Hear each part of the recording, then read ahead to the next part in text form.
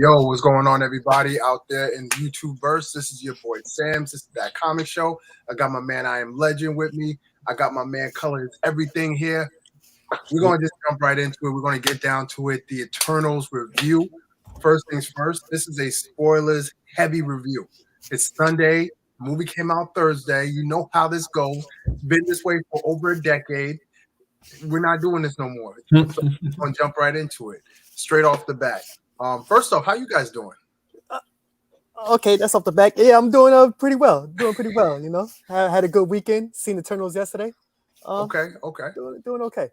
Look, man, I'm well enough to be here. Same like Legends. I seen Eternals yesterday, and of course, first thing I did text the guys when I was done. Thoughts. So, yeah. Real quick, did you guys see it in real 3D or just Why? regular? Why? When I got to the theater, they handed me the glasses. I didn't even know I paid for this. And you should pay attention. That extra $4 should count into your review. I'm just saying. Facts. Part of this review is gonna say maybe why you should have seen it in real 3D. Oh, really? Yeah, and I'm not a 3D type of person. Like I don't really care for it, but we'll get into it. Okay. I'll be real. I saw it. The Regular. time that I needed to see it. That's the movie that I went to go see it in. So Gotcha. it was like what was it? Not real 3D, but it was Dolby, like Dolby Cinema. Oh, Dolby like sound. Yeah. That's a good. Yeah. Yo, I see Black Panther in digital Dolby. Like, why see movies? Any great movie that you know is gonna be great should be seen in nothing less. Yeah. That's the caveat. It's got to be a great movie. You got to know it's gonna be a great movie to spend that money for Dolby Digital. That's a fact. That's a whole fact. But listen, let's go into it. Eternals. This is the next chapter, the next evolution in Marvel. Just real quick for those who are, may have seen it, but maybe you forgot it already. I don't know. Basically, the Eternals is a group of superheroes or super intelligent beings that have come here to help us against the Deviants. The Deviants are their counterparts, like the yin and yang. They are their, I guess they're evildoers to their good guys, or whatever you want to call it. Maybe. And everything is falling underneath the Celestials. The Celestials are the quote unquote gods of the universe. And basically, this war has been going on for a long time. Deviants have been asleep. They've been gone for a long time. And this movie takes place where the Deviants are reemerging. The Eternals have been spread out. They're coming back together. But there are some twists and turns as to who is right in this situation and who is wrong in this situation. So we're going to get into it. We're going to break it down for you guys. So the first thing I want to get into are the pros. So the pros of this movie. I'm gonna start it off with you guys. I'm gonna hold some of my pros and maybe you guys touch on a few of them. What did you got one? I'll go first. You kick it off. So with this movie, pretty much there's one pro that I have that pretty much is bigger than the whole film. Like because of this pro is the reason why I love this film, and that's why I was telling you about the real 3D way it was shot. But the way they made the Celestials on how they look, how they talk, their powers, everything about the Celestials in this film was everything I was looking for. Like everything I wanted, everything I thought about growing up is like, if they make this is how I want them to be on the actual screen. And like I was telling my friends, it's like when I seen this, I finally said, okay, now we're gonna be able to get a real Galactus in this universe. We're gonna be able to do it. They have the technology now to do it. And it, like I said, it was just amazing just to get in to know that history, that side, and to make it come through in the MCU now I think that was dope. That was probably the best thing about this film for me. So I just want to make it clear that his pro is at how they shot the movie, and I feel like that should say everything. Not even how they I guess you could say somewhere. Like I said, I just like the way they look. I like the way they look, the way they everything about them. Not for nothing. I didn't need 3D to appreciate the Celestials. Yeah. I didn't need it. Like just seeing the very first entrance of the Celestials when Ajax tunes in and all you see are just it's so massive. It Yeah, takes up the entire screen. yeah. You only see like one or two of the eyes, maybe four of the eyes, on the Celestial. It is just like and that scene you're speaking about, like in real 3D, like you just seeing Ajax come in, and Ajax is right in front of you, and you looking behind, you're like, oh my god! like I said, he's in the movie. I really didn't need real 3D either, but that just made the experience more better. Okay, that's what's up. I think what Marvel did in this movie was something I've been waiting for a long time.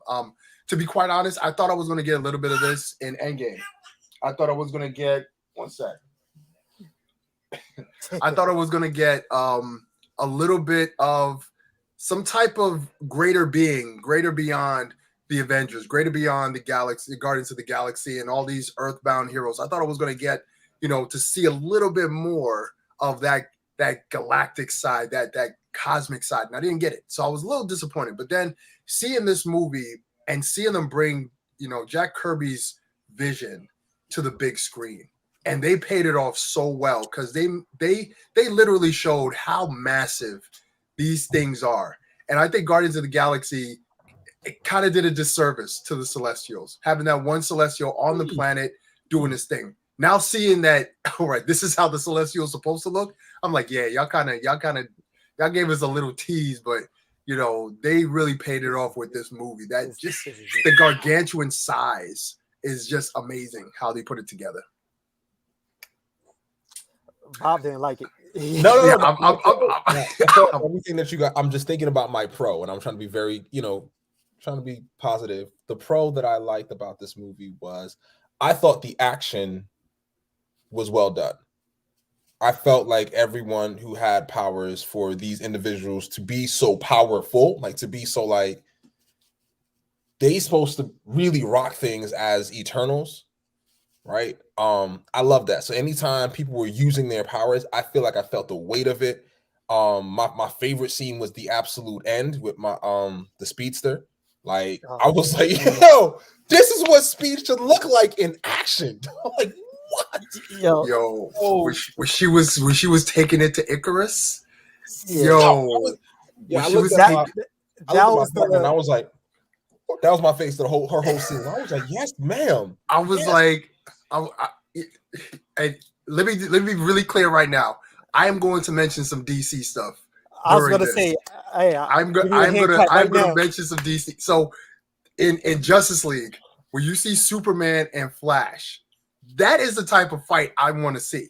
I wanted to see that, not some slow-mo, his eyes turning, looking at him. He's trying to catch him, but he can't because it's all in slow motion. I didn't care for that. I want to see this speedster go to work on this super being, and that's exactly what I saw in this movie, where she was going all different ways, and then when she put him into the wall and she started drilling him through the wall, I was like, yo, that scene, that actually, I'm gonna take a step back because that was the climax. When she took off, when you see that flip, her snap, and she snatches my man. It's like if you were a kid of urban descent and your parents are of color, there's that one thing that you do when you get snatched.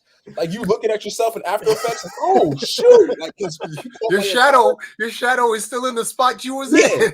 Like straight Looney Tunes, right? Like the cloud outline of like, oh, that's when I was like, oh, it's all. So that's my pro. I think truth be told, I think everyone's ability was displayed well. Like Thena, right? So her sword play, gosh, I was like wicked. Like I mean, Icarus, I thought you felt like he was powerful.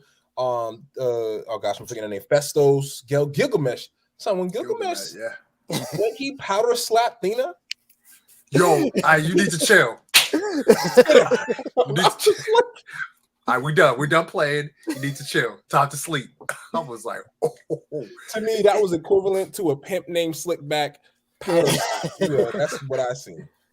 Now now you mentioned action scenes, and I thought the action scenes in the movie for when they were on screen was superior. They really showed the abilities of these Eternals. It made me ask the question, all right, I wonder how these Eternals will face up to, Avengers, even if it's the Hulk or Thor, what, like, are they like, I want to see how powerful they really are, because them fighting against each other is kind of like the movie Immortals.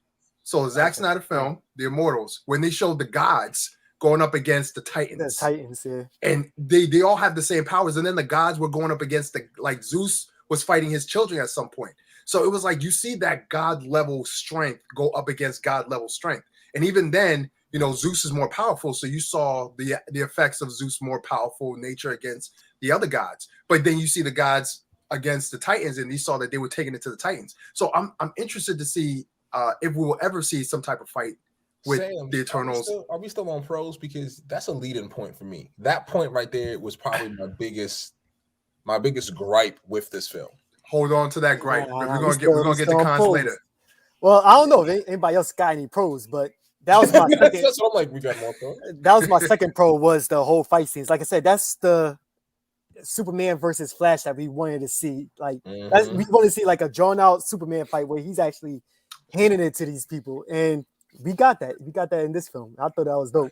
And it was beautiful. It was beautiful. I will say too, for their powers, I think the comparison between the Deviants and the Eternals, I felt the weight of every scene, right? Where they were fighting. Like it didn't in the early stages, I think based on the narrative, you felt like the Eternals were rightfully like the dominant, right? So they weren't difficult, but they had those moments. Right. Later in the film, when we see that evolution, like there were scenes where I was like, yo, you really gonna make it out of this? Like, this don't look like I felt that with every scene, and I thought that was done very well by Zhao. Yeah, definitely. Zhao? Yeah, that's her name. And that was my Chloe Zhao, yeah. third pro, I guess, was the director in this. This one, like I said, I love James Gunn. I love what Taika Waititi did with the cosmic universe. But I like how she used it. Like it was more serious. Like I said, the way the Celestials look was super amazing to me. And I think if we would have left it in somebody else's hands, it would have been a little bit goofy or something like that. That's so crazy, Legend, because I agree. I think she's a pro.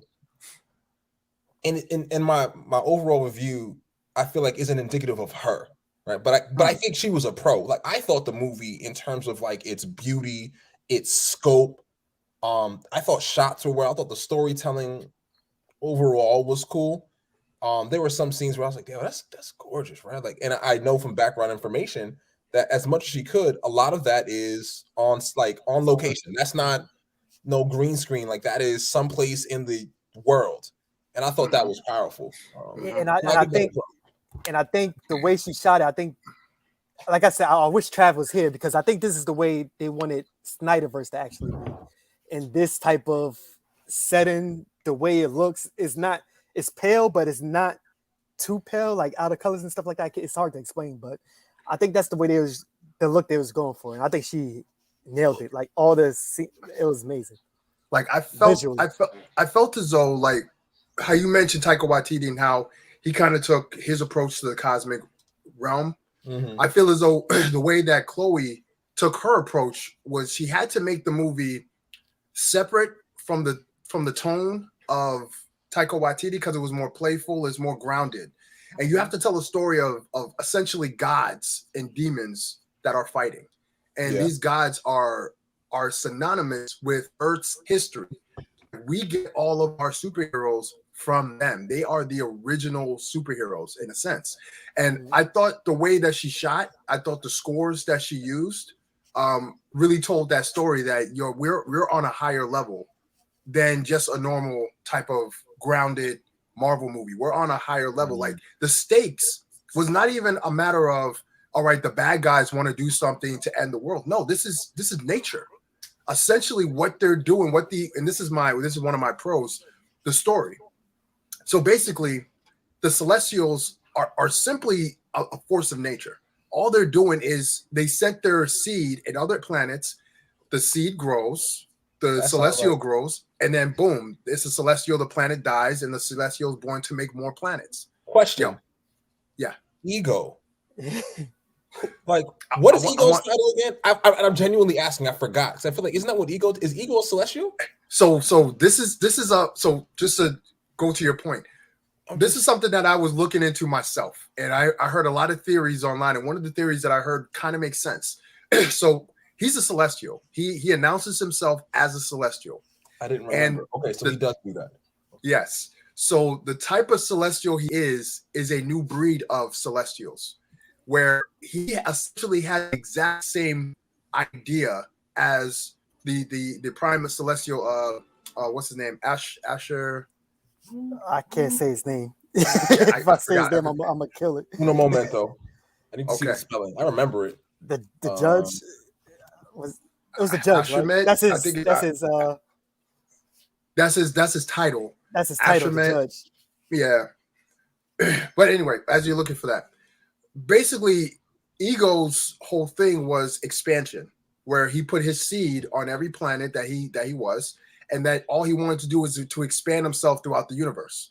That's essentially Arishem. There it is. That's exactly what Arishem and the Celestials were doing, to extend themselves across the universe. But the thing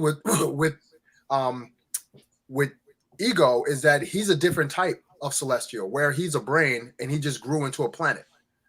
That's essentially what he is, and he was just going to create the same of him all over the universe.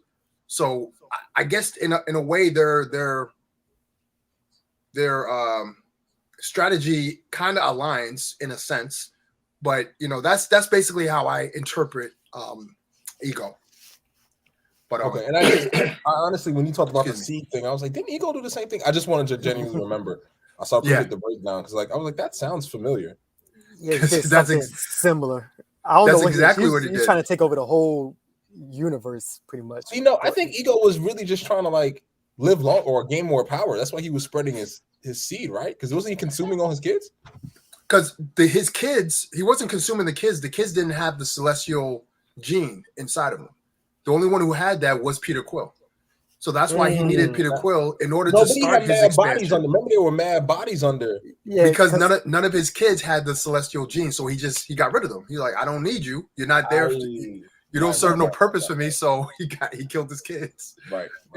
Yeah, I think Ego is more of connecting. Like, he's spreading his seed out everywhere, so he could feel connected somehow. I think that's what.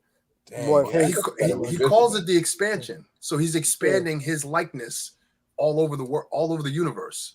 And that's essentially what the Celestials do. They put their seed in different planets. The planet consumes all the intelligent life that's on it. Once it has enough population and it consumes enough and is ready to, in fact, bloom from its cocoon, what happens to the cocoon when a butterfly blooms? The cocoon is no longer intact. It destroys.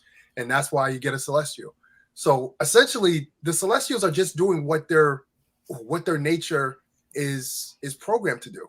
Mm-hmm. And the Eternals are there to do what they're supposed to do, which is to stop the deviants from wiping out all intelligent life. And essentially, yeah, got it. Sorry. I misheard you. You're right. Arishem, he explained it so well. He said, I created the deviants to be that driving force for mankind, for intelligent life, because you need some type of predator to attack you in order for you to evolve to then overcome the predator. And then when a bigger predator comes, it's just like he made it make so much sense, because that's how we do things here on Earth. We are the dominant species on Earth. That's why we control everything. Once there's a species that's more dominant than us, then we will be down the chain.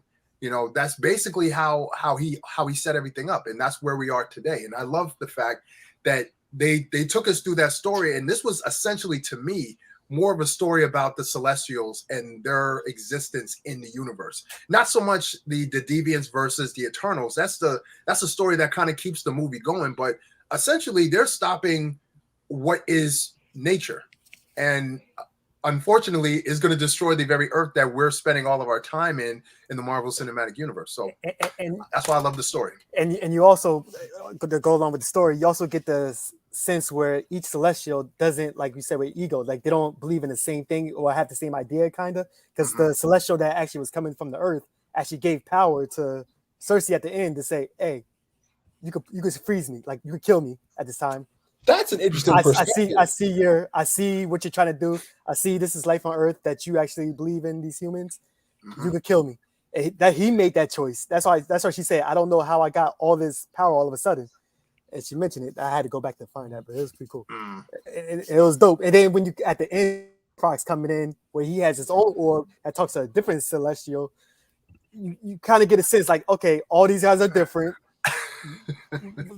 I just want to see a movie where we see them all together and talking to each other or kicking it, whatever. Like, I think that would be amazing.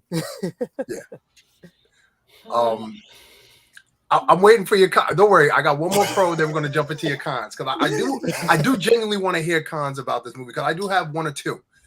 So one of the pros that I enjoyed in this movie. Now you're gonna call me biased, and that's fine. I'm cool with that. Go ahead. I thought this movie took some good shots, unintentionally at DC. Where they mentioned no. That's not even enough to make it a no. Listen to my point. No, listen to my point. Listen to my point. Wow. This was the only. I'm trying to remember the one movie that I remember that even made a reference to a DC property was all the way back in Iron Man, I believe, if I'm not mistaken, where they made some type of mention to either Batman or Superman. I can't remember. But this movie said, oh, like Alfred and Batman. And then they said, oh, you're Superman. You're the Superman. You have the lasers come out the eyes. And then he was like, yeah, but I don't wear a cape. He was like, oh, so I should just call you Clark? He was like, yo, you could call me worse things. And I was like, dang. And there was a Wonder Woman reference earlier, too. So about the plane will be coming. We'll hear about the lawsuits also.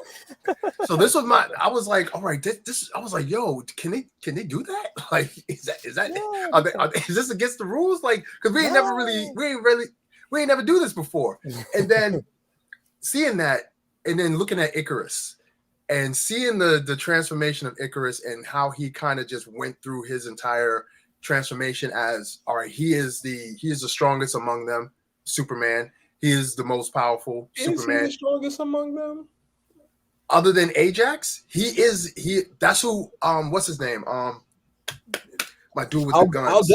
I'll definitely go point for point because I don't know if he's the strongest. I think he's strong. I don't know if he's the strongest. He was supposed to be the strongest out of all. What all the other ones look to him as the strongest, I should say. That's what I'm saying. Because even my man with the Gilgamesh, he was super strong, like physically strong. So he was physically strong. But the way that they made Icarus out to be, that he was supposed to be the leader. He was supposed to be the Superman of that. Use that word synonymously is where I have an issue. Like, I agree that they look to him to be the next leader.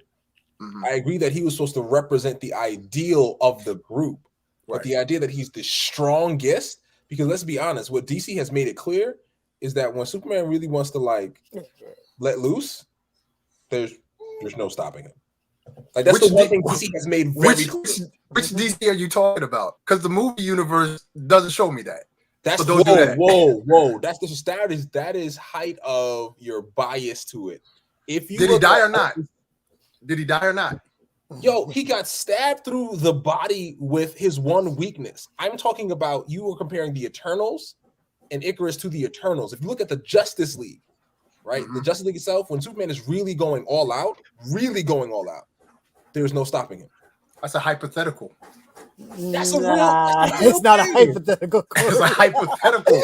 You're so petty. It's a hypothetical. That is real. It's a hypothetical. Yo, Corey, that's hard. The only time I seen Superman. No. The only time I seen Superman let loose was in an animated series when he actually told Darkseid, yo, I feel like I'm walking around in a place of cardboard. Let me show you what it's like when I cut loose. That was the one time I seen that man cut loose. All right. Don't try to take that and add it to their universe. No, they did not establish I'll make it that. Small. The reason when he came back to life, right? Because you used his death against Doomsday as an indication of his weakness. And I was like, well, then technically you could look at Icarus and say, like, he got handed by Festos. So is he really the strongest? I mean, did he get handled by Festos? He got held down. He did. But then what? Did he kill him? No. Eventually he got mad enough and he broke himself free. I think what Bob was trying to say, Corey, is once he came back to life, like Superman handled, what was his name? Everybody like light work. I can't remember the villain's name. What was his Steppenwolf? Steppenwolf. Beat up Steppenwolf like it was I'm not even talking about Steppenwolf, yo. I'm talking about when his team, because your comparison is Icarus to his team.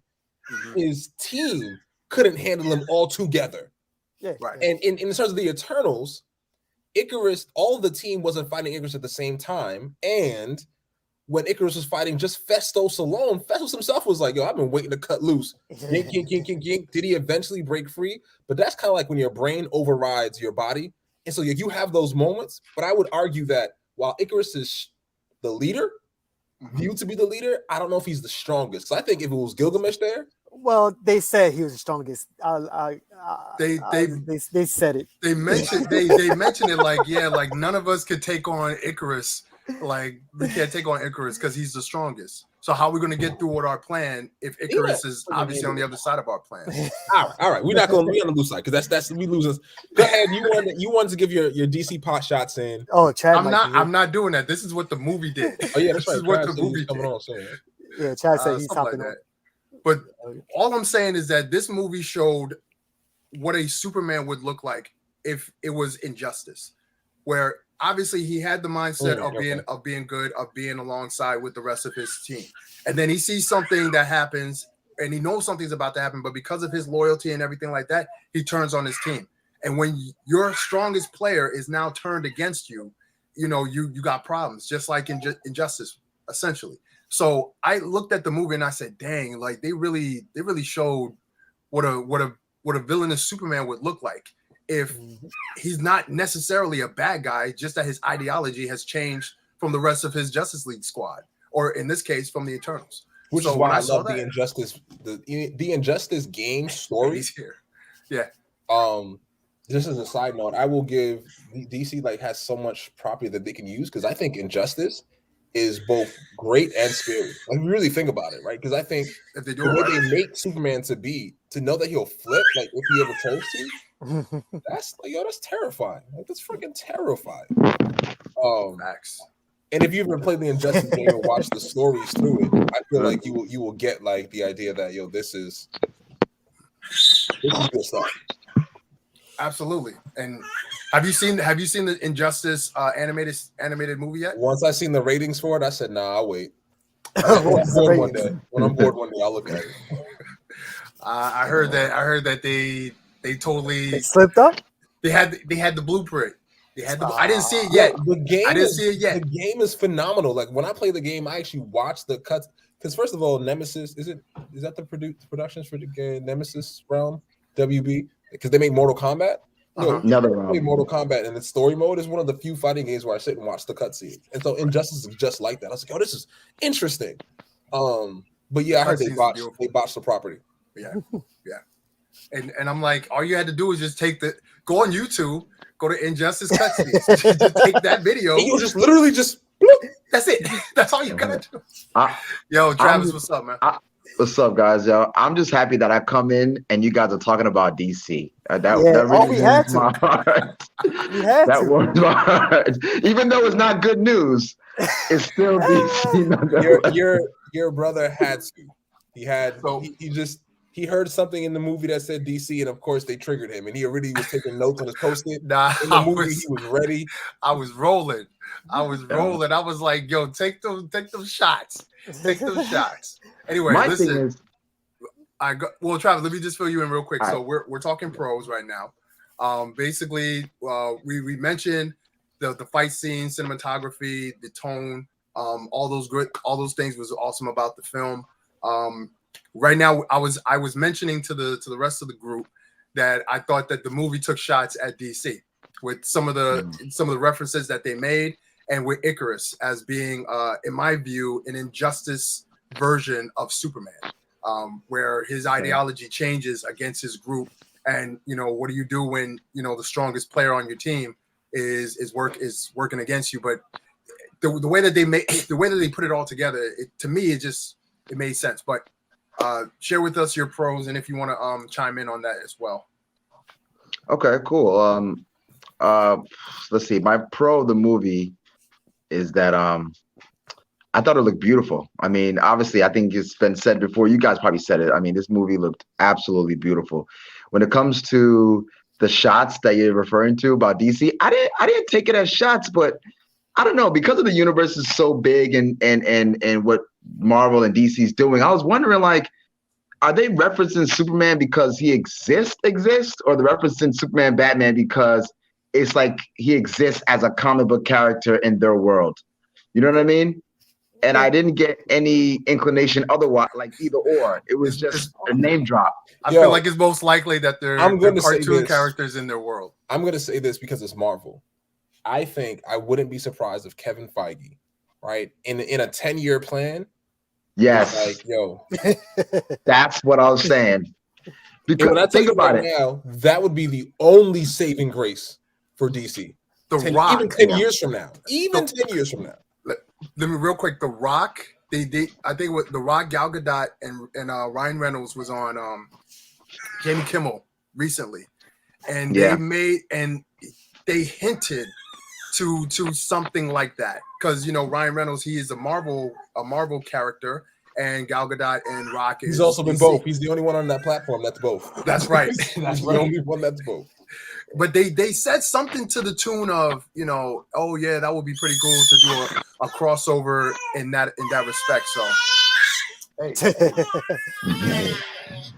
He's not feeling it. He's not feeling the crossover. He said we should definitely talk about Eternals again. That Told you, man. Go back to MCU, man. Go ahead, Travis. Go ahead, Travis. But no, so yeah, I think I like the story. I do think that I guess we're not gonna get into negatives just yet, but I like the story to a certain degree. I did have my gripes about certain areas of the story, but I love all the characters in a way, not overtly, but I did like them. I think they all worked well together. I guess is a negative, so I'm not gonna get into negative territory yet. There's only one character I really didn't care for, and I wish they had done her a little bit better in a way. But I gotta ask a question. So is it you didn't care for her because of how she was done, or even if she was done better, you'd be like, oh, I still don't like you?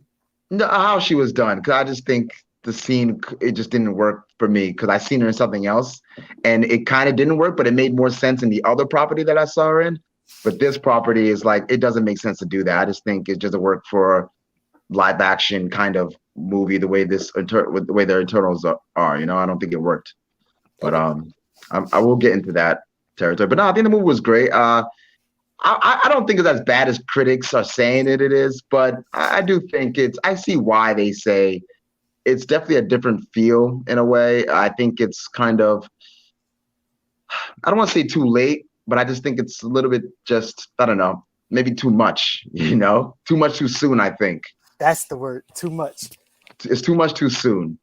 And I don't even know who Kang really is. You know what I mean? And now I got to think about the Eternals and the Celestials. I'm just like, it's just too much right now, yo. Listen, man, this is 11 years, yo. It's 11 years. I got the opposite approach on that. Like, I'm like, yo, I'm kind of done with these Earth stories. Like, I'm done with the Earthlings. Like, we did Endgame. All right, it's time to move on. It's time to get to some cosmic stuff. With you, though. I think there's a lot of grounded property to explore before we get out. And I was just talking to my cousin today. Mm-hmm. I keep saying, in my humble opinion, Daredevil Netflix produced is the best Marvel property show, period. In terms of story, like just period. And it was a grounded show. Like he didn't leave Hell's Kitchen. And yet I was like, yo, I want to know more. I want to know more about you in this small space. And if I just think about that and then even blow it up to like our new Cap, right? Our new Captain America, I think there were tons of stories to tell here on Earth that were like, before we start getting into the cosmic realms, like, yo, let me understand what it's like to be. Whoa. I'm not saying don't do it. I just feel like, nah. Hold on. We got plenty of Earth level heroes coming soon. This was like just this year. This is the only one that's in outer space. So come on, man, we could get one a year. Granted, like, I was just going and building off traps. I'm not saying I'm mad at us doing cosmic stuff. Right. I just think there are also stories that we can build out for the characters that we have. Oh, definitely. Because the more we start building out other earthly people, it's like, all right, what happened to this guy? What happened to that guy? Listen, man, we need to see Galactus. I need to see his head in the skies. I don't even need to see his body on the Earth. Eater, the Hive Galactus that the Ultimate Universe did. I just need to see that silhouette. That's it. They killed the Celestials, man. Absolutely. Slayed it. I'm like, I was so scared when you saw him in the sky. I thought that was a Uatu. I felt that kind of vibe. But I was so scared, yo. I was so terrified. Especially towards the end, because I was like, it's like if I'm someone on Earth, on this Earth, and I've already been through Endgame, I got blipped, I came back, I'm trying to live my life, and then I see this Spider-Man out here in this- blowing up stuff. Forget about it. I'm gonna be honest with you. That last scene had me definitely thinking Jesus rapture moment. Like, oh, it's time. Yeah, seriously. Like seriously. It's over. Like now I understand with like every eye will see him. Now I get it. Like I couldn't see it before, but now I understand. Thank you, Marvel. You put all things in the Right? Yeah, they killed that, man. It's like you guys, Fantastic Four. You guys couldn't do that. Like that was perfect. Man, they did Right, a look, cloud. Man. I've been teetering on my corrections, man. Anyone else got positives? Let's go to negatives, Corey. This guy can't wait to get his. Can't wait to get it. All right, so cons. So this movie wasn't a perfect movie, obviously. You know, there are some cons to the movie.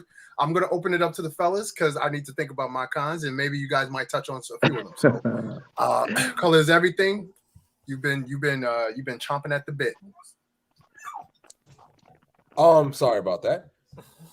So here's my first con. I was left at like number wise, we didn't start off here or do that, but like I would honestly say this is a 6 for me, right? A 6 out of 10. It's a 6, and it was because I was left like that's how I was left feeling like Now, when I was trying to think it out, is it because I didn't feel like this movie built into more? No, I think there's clearly going to be more.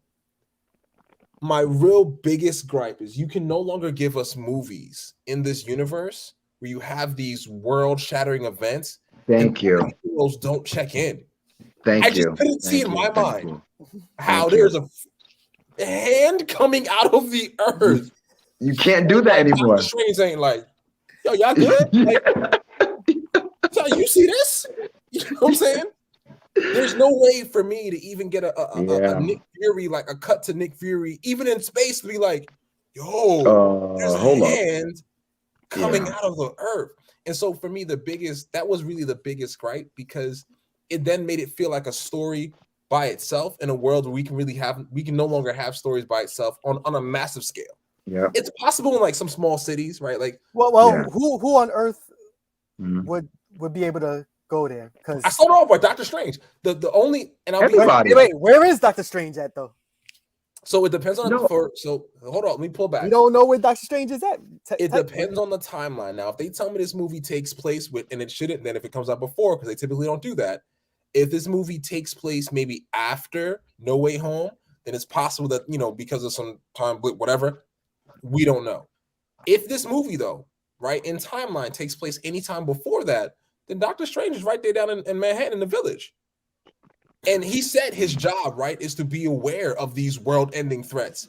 And so if he's going to pop up on Shang-Chi, legend. If he's going to pop up on Shang-Chi, and the biggest danger in that was like this mystical realm elsewhere in maybe some part of San Francisco, then a hand, let me just be very clear, not a finger, but a hand coming out of the world. To answer your own question, when they what's his name popped up, Doctor Strange popped up at the end when everything was over.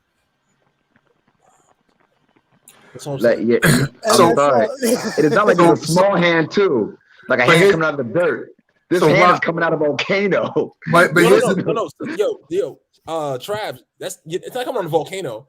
Like his fingernail came out the volcano. The hand was the size of like.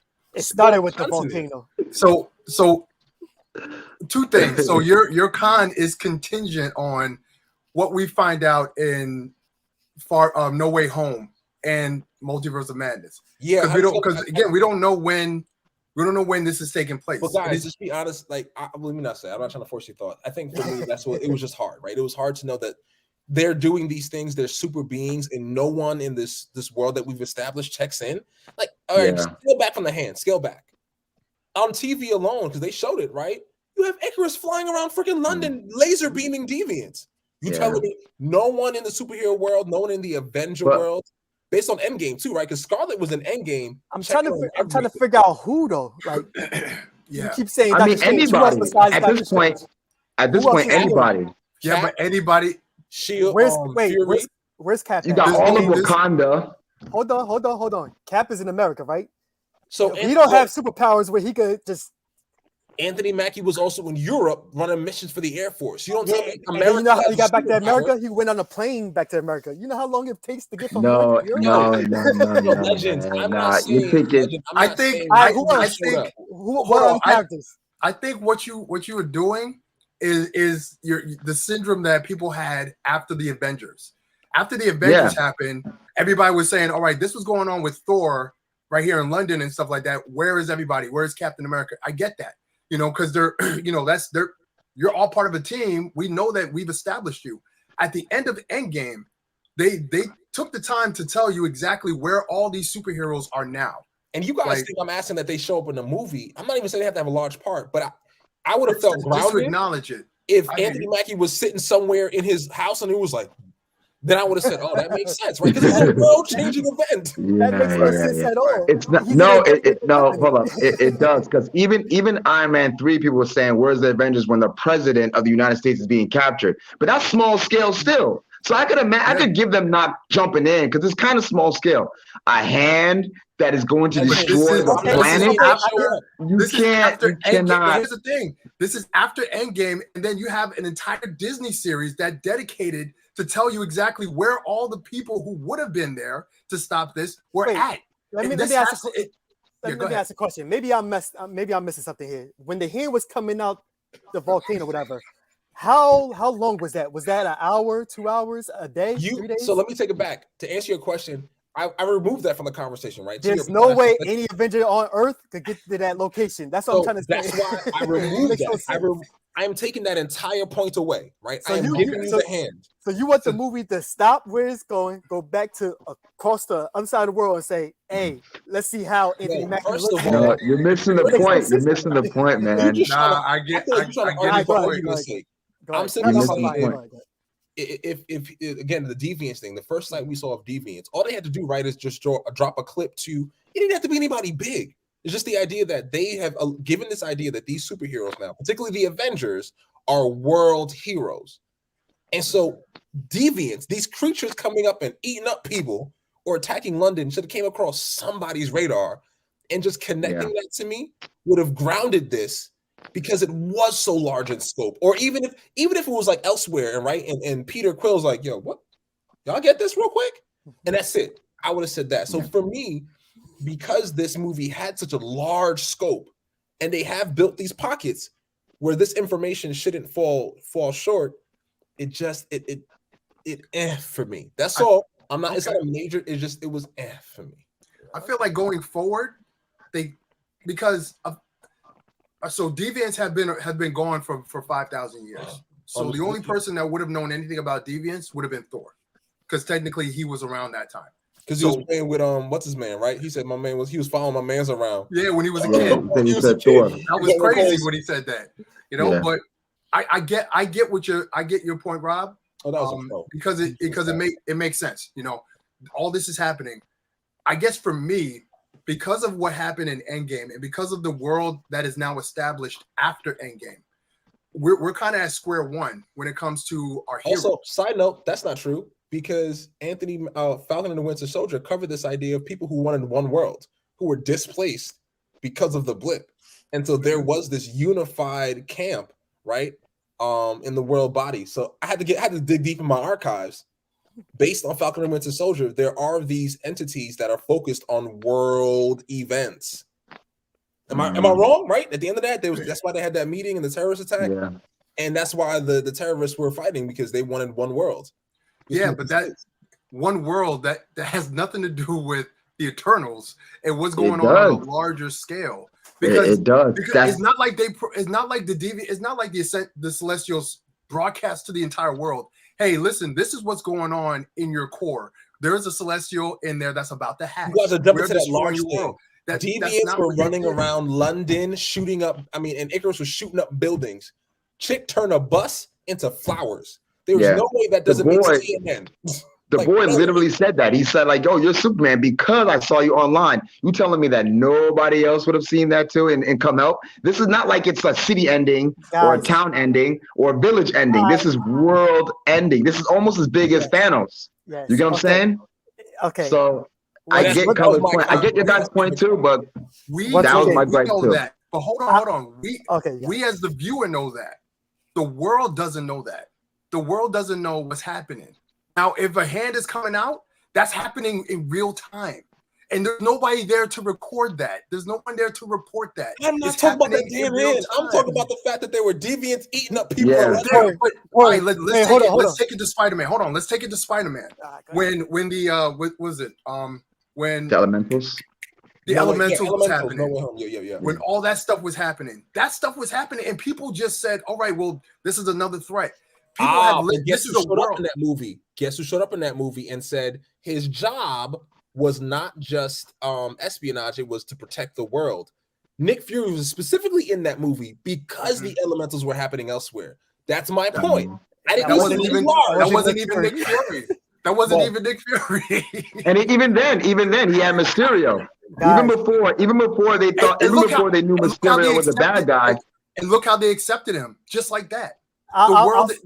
We are dealing with a world that is accepting all types of craziness now. I ain't talking about the world. I'm talking about the heroes in that world. They're accepting that. Rob, Okay, the deviants in London, they was handled, right? Once they attacked them one time, they didn't come back, right? We don't know, but we know there's destruction. They did. The The deviants was only attacking the Eternals in this movie. They didn't attack the humans. No, you know what? You know what would have saved it? You know what would have saved it? If they showed scenes where the other heroes were fighting other of the deviants. You know what I'm saying? Like, they don't know who these guys are. You wasn't paying attention. Too far. The deviants was only attacking the Eternals to take their power. You weren't attacking humans. Oh, okay. It wasn't attacking humans. So once again, that's right. why would the Avengers all be isolated? Because the destruction. So this is what I'm saying, right?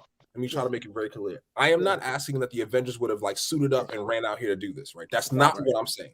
I'm also not saying that at the end of the movie that it would have made sense for them to show up either, because it's happening real time.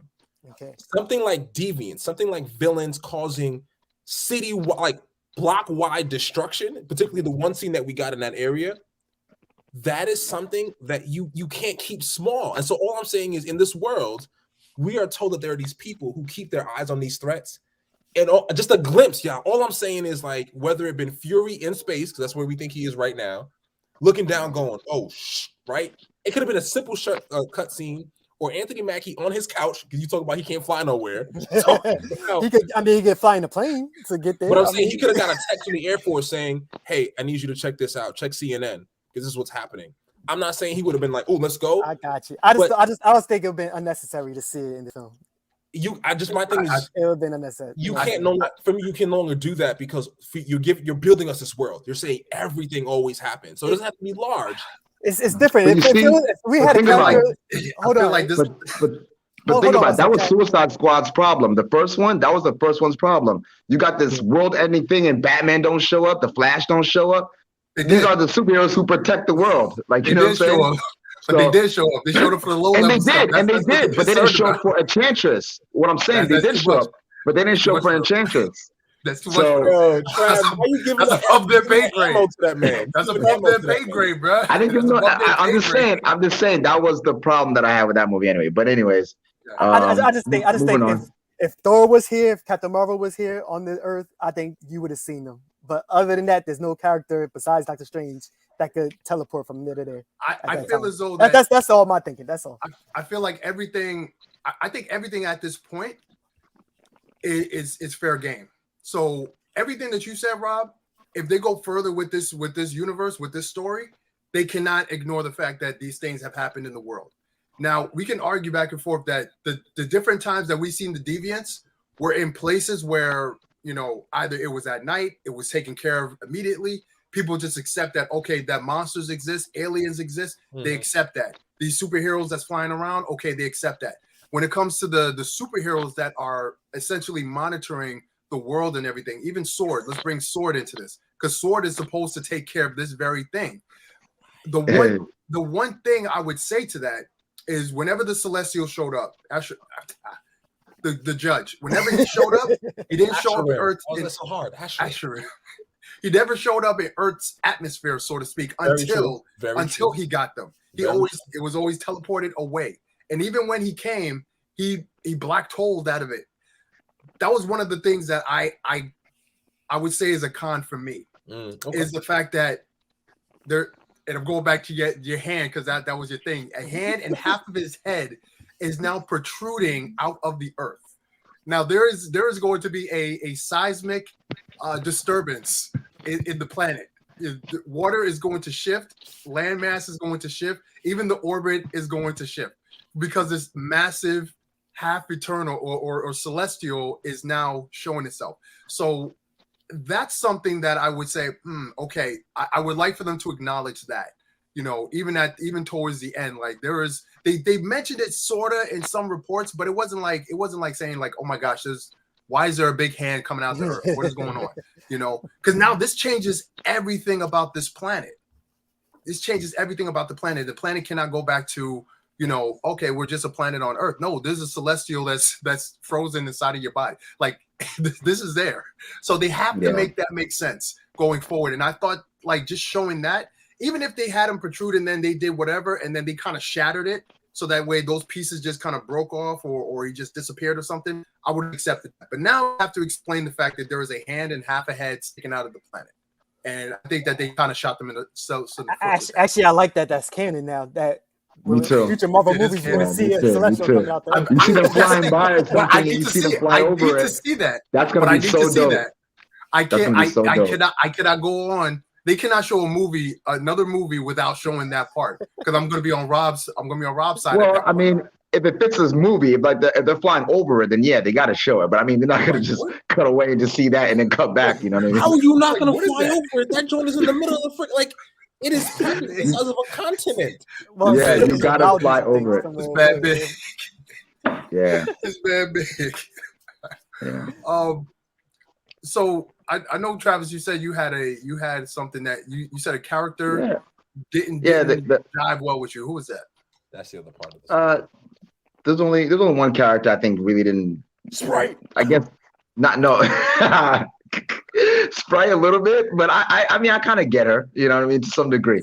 Actually, I didn't really care for the fast one, only because. Hold on. Yo, clutch pearls. Yo, what? I should hit you guys with something. Not because I didn't like her character though. Come on, guys. Nah, I didn't say that. My headset fell. I think you just straight up disappeared as fast as she moved. Yo, Legends, let's hear what he gotta say. Listen, I thought I was boss. All I'm saying, I did love her character in the sense of how she was used. The only thing I didn't really care for is because I seen her in she was an actress that played in The Walking Dead. And she's the actual actress is deaf, and I think she might be mute too. So she does her sign language thing. In The Walking Dead, it kind of made sense because of the world that they are in and stuff like that. But her scenes, especially sometimes when she was communicating with her sister that was also deaf, her scenes just kind of dragged because it was just silent. It was just dead silent. Yo, you know what I mean? Sometimes you say things and it makes me think like, yo, how do people not like cancel you? Scenes with a deaf woman was dead because it was no, hold on. Hear me out. What I'm saying is the scenes kind of in a movie where it was predominantly mostly talking and not enough action, the scenes I felt like what could have been a little bit more, I think translated better was translated better? Yes, like I'm gonna use that because the thing is, right? No, the thing is, right? No, listen. I'll be great, but listen, the thing is, I saw the movie, but I didn't see it. I didn't see it with English translation. So when her scenes came up, I had no idea what she was saying. So I was missing critical things. Went to that didn't have translation at the bottom of the screen. Don't worry about how I saw the movie. I just saw the movie. But my thing was, you're a con yourself, man. Like, you're a con. But my thing is, I would have liked her to have an extra power in a sense, because I think like for Icarus, I think they kind of gave him, they gave him an upper edge. I would have liked her power to be telepathic in a sense. You know what I mean? Because I felt like her scenes, because the movie was all talking and not enough action. You know what I mean? So I didn't need more scenes where Just in general too. I didn't need more scenes where I might be a little bit bored. You know what I mean? It's So like you're the and poster especially child because for anti-inclusion. no, I love the fact that they were inclusive. I love it. I loved it. Except for Don't the get me scenes wrong. where it was silent. Don't get me Yo, wrong. Don't Corey, get me that's your wrong. brother. Listen, Yo. I'm entitled to my feelings on it, Time and my out. feelings saying that my Bob, feelings are saying. he's only I'll fall upset back. because the movie didn't have subtitles, so he didn't I understand know what she was saying. y'all taking it to the extreme, and I ain't even talking about that. Y'all are the ones who are like anti whatever. You know? I'm not even going there. I'm not even going there. I work with special ed population. I have been for the last like 6 years. So there's a part of me that's like, yo, really saying that? I without the subtitles, I absolutely understand. And I'll give you the overall, for me, what I'm hearing from you is the overall pacing with the length, like with the talking. I can see how that was a lot. So I hear you on that. I'm gonna stop. So I'm not trying to say let's put them all in some kind of box and burn them alive. I'm not saying that. I'm not saying let's storm the Capitol. I'm not saying let's storm the Capitol and let's take all the government officials. I'm not saying any of that. I don't see how. I don't see how y'all take that and y'all make a big mountain out of that. So here's the thing, man. Here's the thing with that. If you saw the movie in the movie theaters, you know, you saw the subtitles in English. They were, and the communications was there. Now, also, fun note: my cousin does sign language. He said the sign does translate. Like it is American sign, so it's like the universal sign. So if you knew sign language, you also could have probably followed along without any. Like, there's no break. Yeah, no, that's good. Yeah, and I know she brought that to the table because that's what she did in The Walking Dead too. So the thing with her character is that aside from her not being able to talk and she's signing, the communication and the interaction that she had with everybody that she was communicating with, all of her counterparts, I thought that was wonderfully done. Where where they were all able, it wasn't a hitch. They were all able to communicate. They were all able to do their thing. Yeah, the conversation felt smooth in those scenes. Like she was a part of the overall conversation. Right. And you would think, okay, well, why would this Celestial create characters or heroes, so to speak, with different deficiencies, right? So Sprite, for example, she was upset at the fact that she couldn't grow. She was always going to be stuck as a teenager, and she even questioned, well, why would he make me this way? You know, why wouldn't he make me to grow up so I can experience the things that you guys experience? And then the speedster, she stayed inside of the Gruber. What's it called again? Domo. The Dobo. She was there. Like, this is where she made her home, you know, and you know that's just who she was. I mean, I get what you're saying, Travis. I can't agree with what you're saying. I think Colors hit it more on the head though, because he's right. I think the overall pacing, you know what I mean, of the whole movie, that where her parts just felt slower than the other parts, but not because of the signing and stuff like that. I think it's just because of the pacing of it, or maybe where it was placed, even. You know what I mean? Maybe there was not enough going on, or whatever the case may be for me. So that's just me, you know. So let's dive into that just a little bit. Pacing. So pacing seems to be an issue in this film. Yeah, and I'll to jump me, to say you understand it, and I was kind of like trying to give them credit. I still rate it as a 6, but I get the idea. If you had a cast of 6 heroes, 7 heroes, I lose count. 9, like 8 or 9. It was only 5. You sure? It was like 6. Gilgamesh, Thena, Icarus, Festus. It's 6 at the end. 8, 9. 3 died. The Indian, but I'm talking about in general. This movie begins with this cast who all have some measure of importance, and you have to give them screen time and tell this overall story about their connectivity and family. And so I can see how that is a daunting task, because like Avengers works because we already know Thor, we already know Iron Man, we already know Cap. And so any other character you introduce, you can actually give them screen time because we know these other characters. I think what the director had and the writers had to do was balance letting us kind of connect with all of these characters while still telling you this overall story and losing sight of that. Let me ask you a question real quick. Yeah.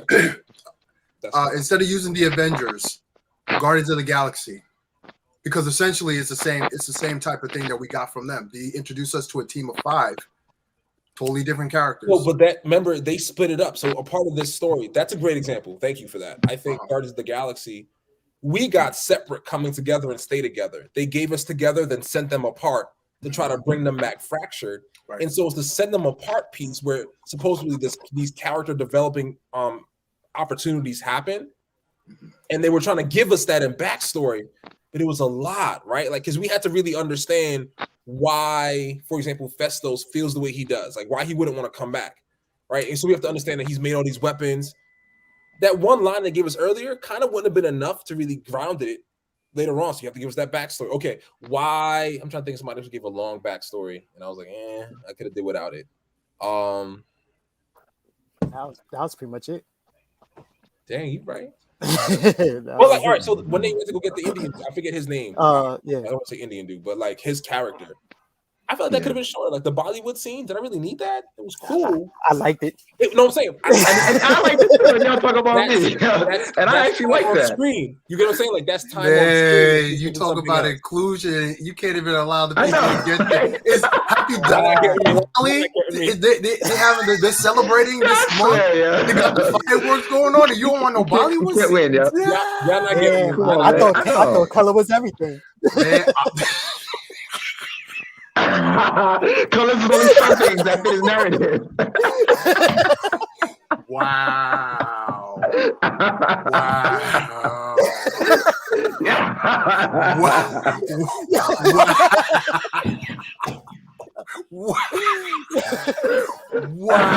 He just straight dead.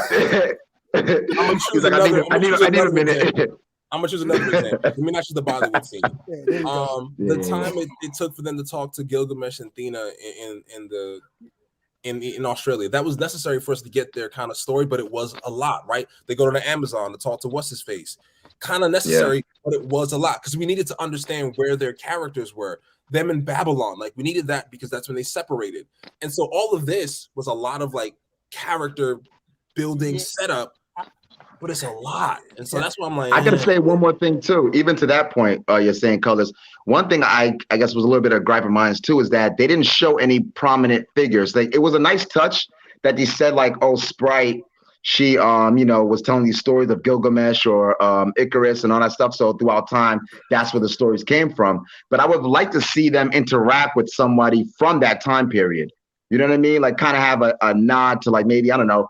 Maybe we there's a scene where Sprite is working with like Homer or something like that. You know what I'm saying? Like those figures were alive, you know what I'm saying, at that time. So it'd been nice to see that kind of like interaction with those characters, which they didn't have at all. So I was kind of surprised by that. To your point, they kind of did. They kind of did in the very beginning with not Athena, the one that's in charge now.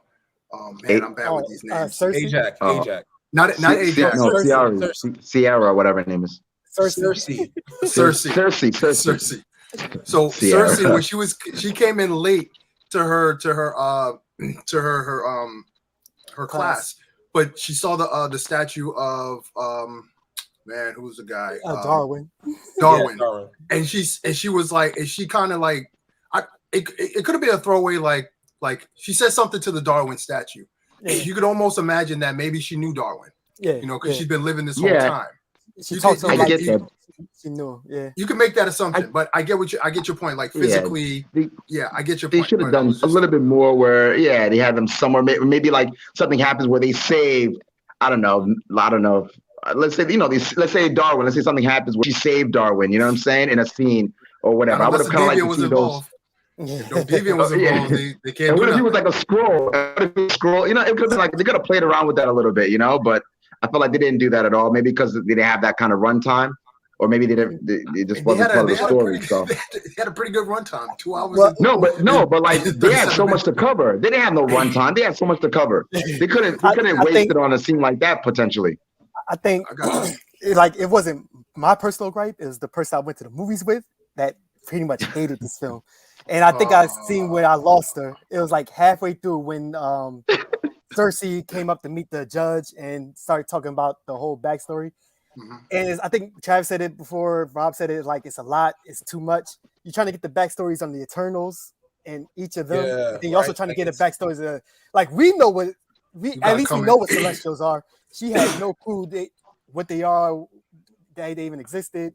And a casual MCU person, like they never read the comic books or even watched any of the My partner cartoons. felt the same way too. She was like, because it was a lot to kind of give you. Yeah.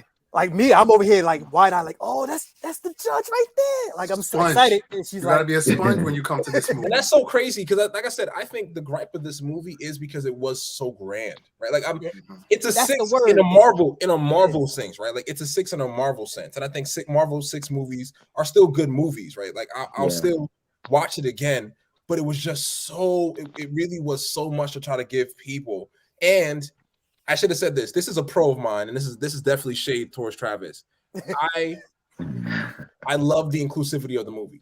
I love the fact that we got, and it almost seems like they try to really hit every check mark, right? Of like, let me get all this. It also didn't seem too forced. Right. I'll be honest, it didn't seem too forced. Yeah, I said too forced. If they would have forced it, I would have checked out right then and But there. I I don't think they did that here. Of the movie. Sorry, so that's a good pro. They kept the pocket. They kept it pocket in a sense. But go ahead, Travis. To me, that made perfect sense to make each Eternal a different race. I thought that was clever of them to do it, and they had certain ailments. I think that was clever to do it too. So I kind of like the fact that they were inclusive as well. I think that it just made sense, and I think I don't know if all the Eternals in the comics are white, but like we're in such a different age now that some things are forced. Like I think I just saw a commercial. Where Rapunzel's black. So I do think that they are forcing a lot of things sometimes. I think some things that just don't really matter. But I think with this, like you said, they didn't really force it, especially with the black guy, and he's part of a gay couple. I think that's just like, okay, it just flowed well into the movie, and his character wasn't about that. You know what I mean? Which I thought was great. Not the same thing with the actor from the Bollywood. He wasn't like, even though it was fun to see, like, oh, I was my great grandfather and blah blah blah blah blah. It wasn't like that was his character. Being Indian is a part of his character, So I thought that my other con is I don't hate to say it. Icarus was kind of my con. Here's the crazy thing. I both liked Icarus and the stories and the twist, and I also disliked it because it was obvious that it would end up the way it did. It caught me off guard. I was like, keep it a buck. What caught me off guard was his first twist. But the moment you introduced that twist, it was obvious where he would end up. Wait, which twist? So I believe, like everybody else, that he would be one for the team, one for the family, right? Gotcha. Yeah. When that shifted, to me, was at that point I was like, I know where it's gonna go. It was like it was clear because of who they chose as the leader. And they had spent so much time laying that groundwork that I was like, what I would personally love if you went full tilt. Like full tilt would have been yank, like he lasered her neck, it rolled off her shoulders, and we were done. And I'd have been like, you're a G. This ain't DC, bro. So much groundwork. I was like, we know where this is gonna end up, right? It's good. That would have been out of character if he would have went that way. Right. I mean, not really. No. It would have been more into character, honestly, I think.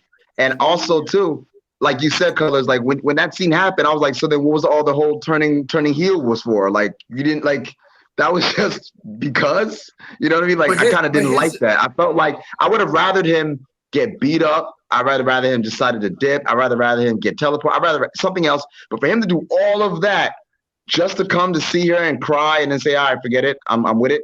It was like, what was all that for then? Just to kind of stop and. Here's my pushback on that. Did he turn heel? Yes. Did he turn heel? No, he was always heel. He was always heel. I wouldn't even say that. He said, and I'm going to bring you guys to the George Melange from Black Panther. Now, Okoro, is it Okoro? Okoye. She said, I'm faithful to whoever, to that throne, no matter who sits on it. That's what she said. She said it didn't matter if it was T'Challa or it was Killmonger. She's loyal to that throne. And she doesn't need to agree with what the king says. She's loyal to the throne.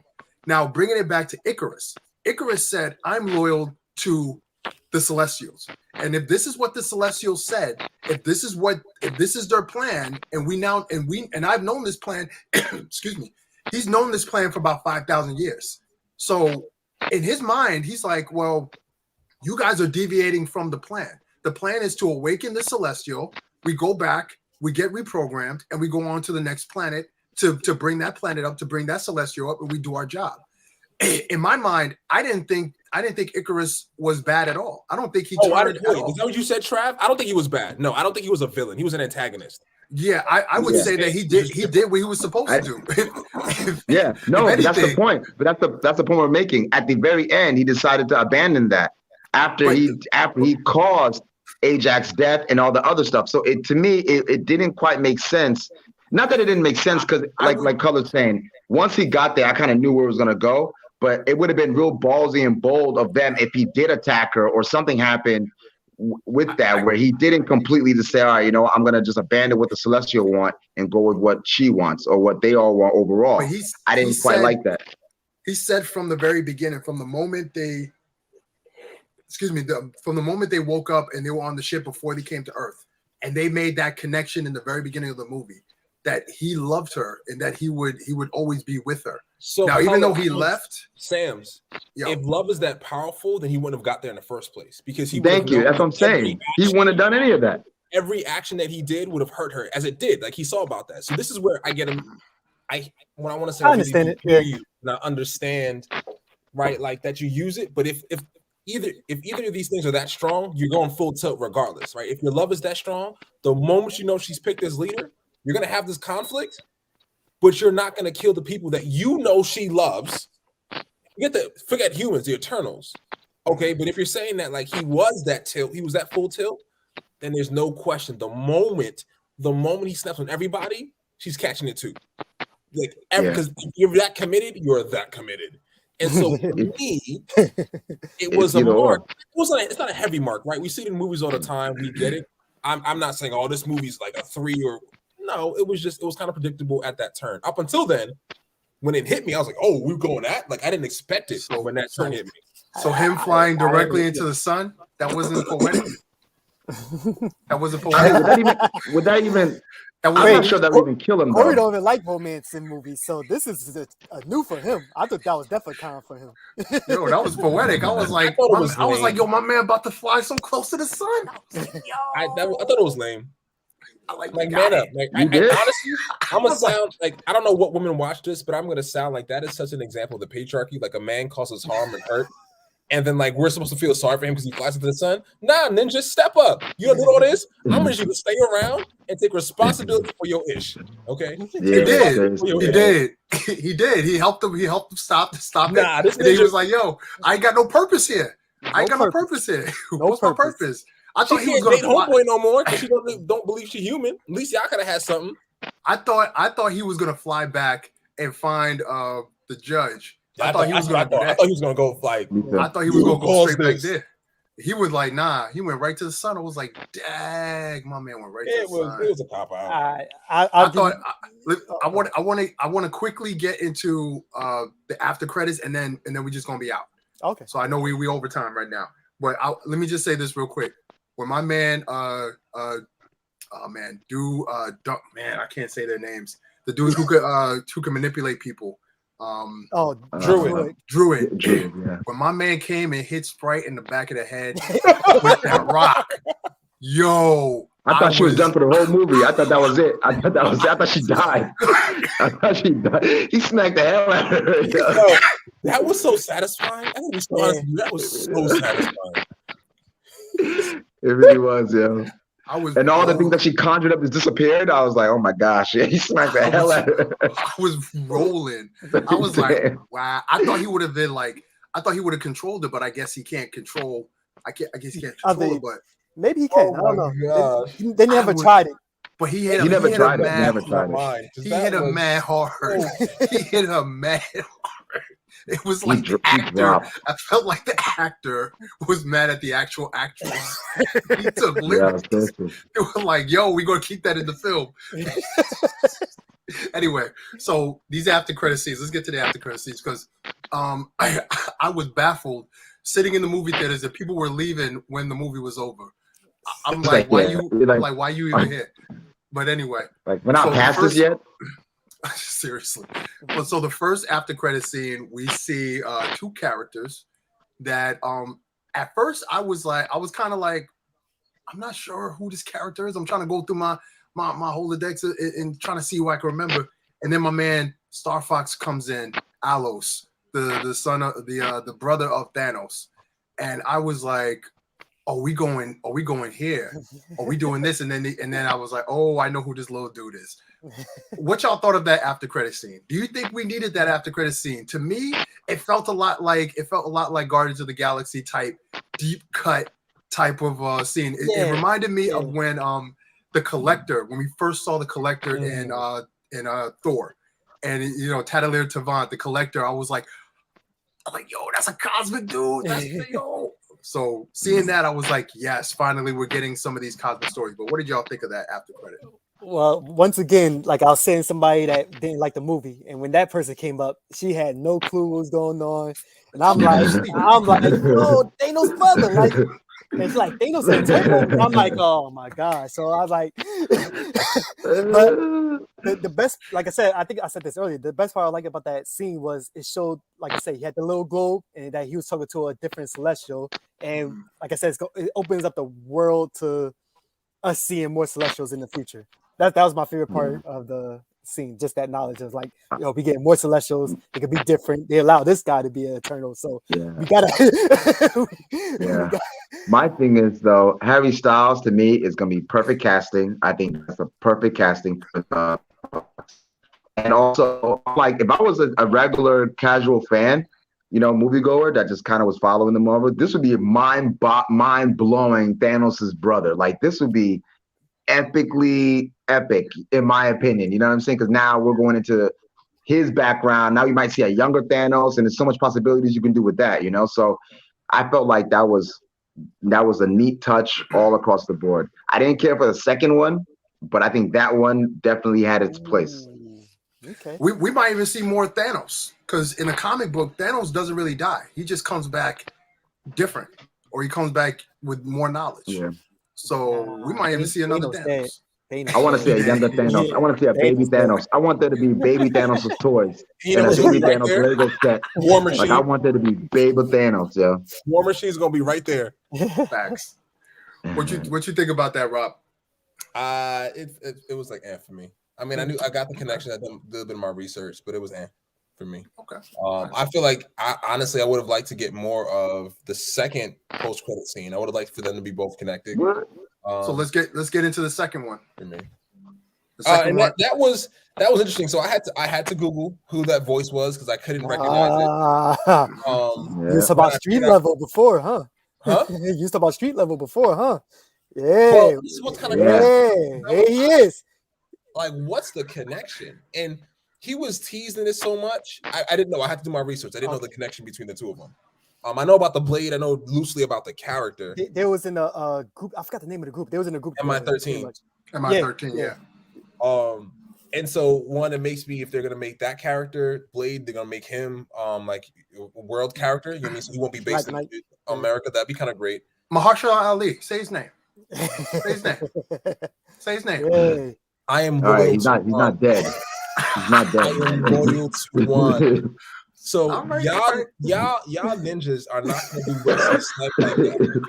Because Wesley Snipes, like when I say people are standing on my man's back, Wesley Snipes was the one to do it. So no, he started it. When they introduced Blade, I think it'll be dope. But I wanted to see more about the Black Knight. I did. I felt like it was like a subtle tease, and I wish I had more of that. That's all. Right. I mean, I'll be honest. When I saw that scene, I was like, I don't know where we're going, because I wasn't really into that series with Marvel, so I didn't really know about the Black Knight and all the background. So I had to Google that after I seen that. But I'm looking at it, I'm like, okay, all right, there's a sword. Okay, he got that ring with the crest. So I'm like, all right, I'm making connections, and they were saying something about Excalibur earlier. So I was like, all right, so medieval times, we're getting around that realm. Okay. Then I heard the voice. So then the voice kind of, I was like, okay, I don't know who the voice is. So when I looked it up, I was like, oh, okay. Yeah. So that kind of intrigued me, but then it's like, okay, you gave me just not even a something to chew on. It was just like a little nibble, and I'm like, man, I still got a long time before any of this really pays off. You know, so I was more to the first one. I feel like that's going to pay off a lot sooner. And you know what? I think we all want to know what's going to happen with Doctor Strange so much, with Spider-Man so much. Yeah. I think we're just waiting to see that. I think that's where everybody was headed for. Yeah, we're just trying to get through these movies and these series. You know, let's get to the real thing. Like, this is what we really want to see. I feel like there's so many other payoffs that I would have liked. Like, give me that, because I've been waiting so long. Like, give me a trailer too of Spider-Man No Way Home. This movie was definitely felt like a filler. It really did feel like a filler. What? I wouldn't say that. That's I won't go it felt like a filler. This felt like I mean, you gave it a 6. I mean, that's filler territory in my opinion. Wow. I don't think I would have given it a 6. I don't know, but so let's get into that real quick so we can end up. So Travis, what would you have given it if not a 6? I would have given it a 7, 7.5 even. You know, okay. I did love the quality of it, and I love this that we have such a big universe that you want to go back and see who these characters are, and then you can pick out your favorites and stuff like that. And I think I gave it a 7 for that. Cool. I Am Legend. What about you, man?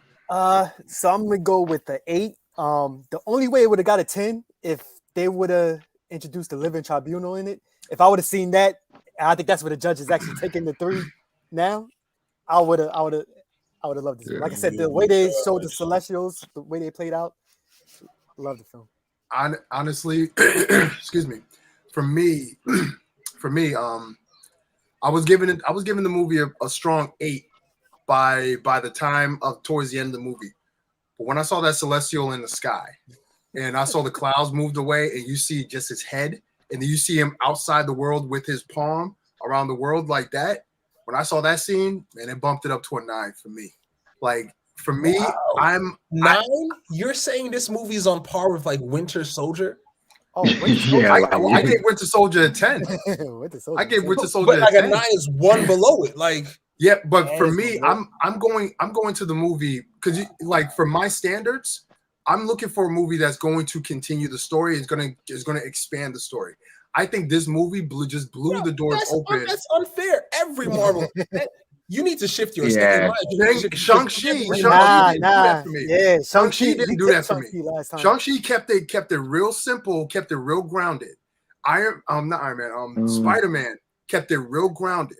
So it didn't expand the universe for me. This one here is going to tell me that there are bigger entities. Thanos was just a small piece of the puzzle. Now entities that are much greater than Thanos, and we have situations that are much bigger than just a bad guy trying to take over the world. It's not even about that. This was something this was Earth ending because of nature. This wasn't even a thing like, okay, well, the Celestials are bad and they're trying to take over the planet. No, they have put in a Celestial in the planet, and the Celestial has to hatch to create more planets, to create more life. That is nature. Also, that is something that they explained. So for me, that is what I enjoy. They're so intelligent. You tell me you can't figure out no other way to make more of yourselves? That brings you back to Ego. So I think Ego is the example of which they were trying to do. It's an example of what they were trying to do. They were trying to do that, and a lot of people have been saying that Galactus is that balance, and Galactus is what's going to try to stop the Celestials. Because Galactus is looking for planets that have celestial eggs in them. And he goes and devours those planets to stop the Celestials. And even then, I heard a lot of stuff, and I'm agreeing with it. Thanos might have been a good guy in this situation. Yeah, me too. I heard it. He cut half the universe population.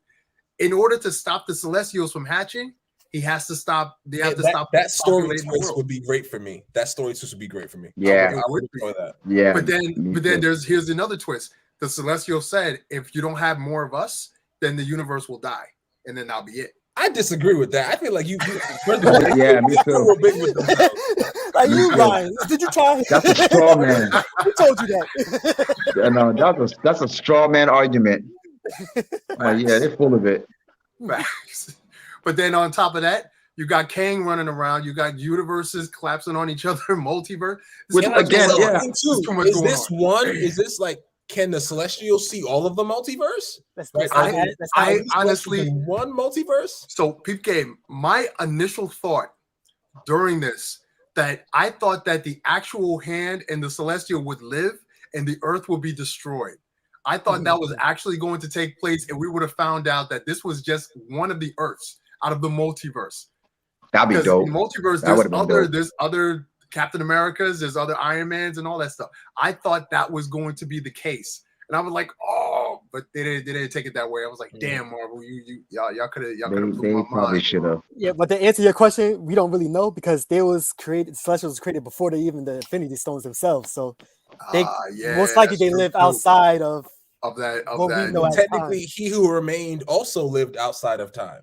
Yeah, so it's like, Nah, is this he his lived in plan? time. Was this all his plan at the end of the day? Right? Like, is he up here saying, and Celestial hand stop? Yeah. Yeah. Oh my gosh, it's Yeah. too much. See, Marvel didn't It's have too a lot much, of yeah, stuff, too much. and now they're just giving us too much. Like we can't even take like You can't even yo. process it right now. You can't even process it. Like Yeah. yo, That's like, why, I'm still- again, that's. Mhm. go ahead.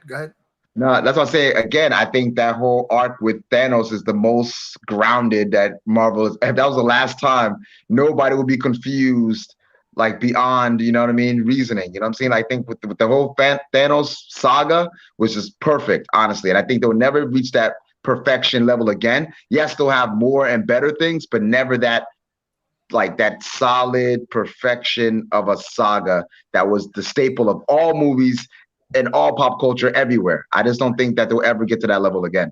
I think now they're getting too confusing in my I opinion. disagree. I think the Loki season 2 has an opportunity to give you a story thread where I'm like Loki into Quantum Mania into Loki season 2. I think There's a this chance. saga is gonna do it. Yeah, There's a chance for that. absolutely. I don't know. I mean, I'm saying literally, you saw the Aladdin trailer and the dust was flowing away and everybody was saying Thanos snapped Aladdin away. I don't think you'll ever get that kind of references in pop culture again. You know what I'm saying? That's what I'm saying. Like, Thanos set the stage for all of that. Hold on, you did with Loki because people started saying variants in pop culture. Like, nah, that's my variant. No, man. but That's not to that scale, man. Like when you hear kids talk about Thanos snap, then you know they did a great job. I don't hear kids talk about no variants. I do. That's what I'm saying. Who? That's your point. I was like, Loki wasn't really for. You're saying you're like the Infinity Saga. Like you can't take anything away from this the Infinity Saga. That has become the standard bearer when it comes to comic book movies. Like this is what we look forward to. I can't even say that for Marvel movies because other comic book brands don't do this. Exactly, but not only that, because of that saga, now comic book movies are actually looked at as cinema, where before they were just like, oh, that's just a comic book movie. If it wasn't for that saga, we wouldn't have that talk. You get what I'm saying? So I'm saying, I feel like movie buffs need to get out their bag because I'm like, you don't come for genre, you don't come from the horror genre. There are horror movies that come out every year, right? Nice. And that play off the same trope, the same single trope all the time. And why don't we come for that, right? Like the rom-com, I feel like it's time to acknowledge that a comic book genre is its own genre. Like it is what it is. Leave it like, it's not a good movie. You're mad because Marvel decided to create its own framework, right, for itself.